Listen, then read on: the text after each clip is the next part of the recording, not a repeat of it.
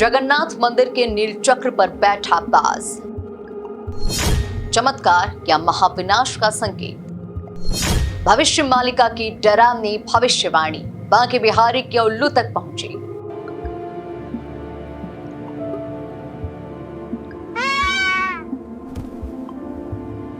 उड़ीसा के पुरी से एक ऐसी तस्वीर सामने आई जिसने विज्ञान को उलझा दिया है और करोड़ों श्रद्धालुओं को स्तब्ध कर दिया है।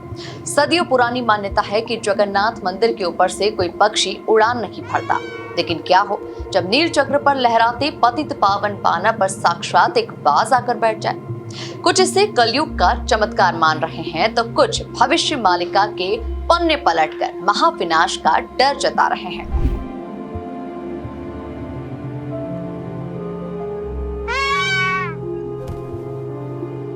पुरी का पवित्र श्री मंदिर, आसमान छूता नील चक्र और हवा में लहराता पतित पावन बाना। लेकिन आज इस तस्वीर में कुछ ऐसा है जिसने सदियों पुरानी मान्यताओं को हिलाकर रख दिया। मंदिर के शिखर पर उस ध्वज के पास एक बाज आकर बैठ गया। ये वो जगह है जिसके बारे में कहा जाता है कि इसके ऊपर से परिंदा भी पर नहीं मार सकता। इस अद्भुत दृश्य ने आस्था और आशंकाओं के बीच एक भीषण बहस छेड़ दी है। हिंदू धर्म ग्रंथों में बाज को भगवान विष्णु का वाहन गरुड़ माना जाता है। पुरी के कई मठों और श्रद्धालुओं का मानना है कि कलयुग के बढ़ते प्रभाव के बीच स्वयं गरुड़ देव भगवान जगन्नाथ की रक्षा के लिए दिव्य सुरक्षा चक्र बनकर नील चक्र पर विराजमान हुए हैं।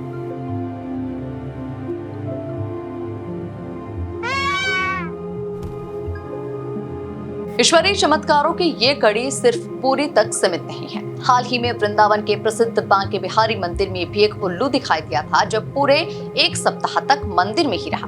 भक्त इसे भी ईश्वर का कोई बड़ा संकेत मान रहे हैं, लेकिन पुरी की इस घटना का एक दूसरा पहलू भी है जो काफी डराने वाला है। मथुरा के वृंदावन के बांके बिहारी मंदिर में सुबह सुबह उल्लू देखने को मिला है।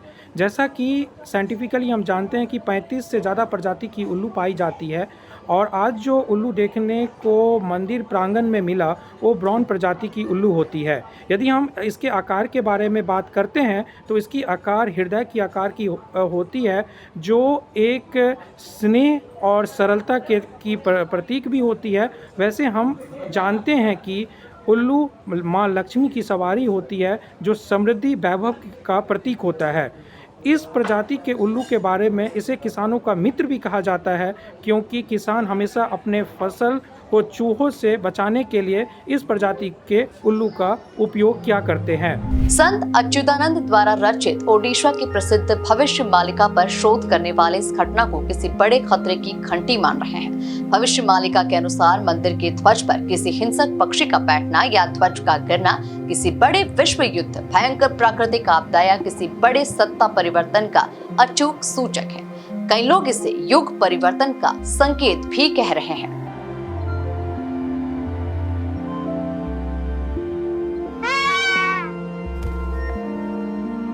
भक्तों के सहमने की एक और बड़ी वजह अतीत का वो साया है जिसे कोई भूल नहीं पाया।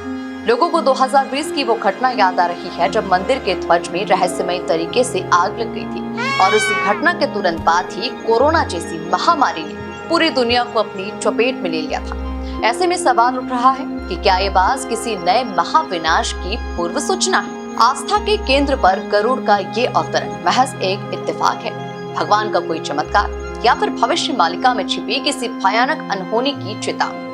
सच जो भी हो, लेकिन नील चक्र पर बैठे इस बाज ने धर्म, विज्ञान और भविष्यवाणियों को एक ही बिंदु पर लाकर खड़ा कर दिया है।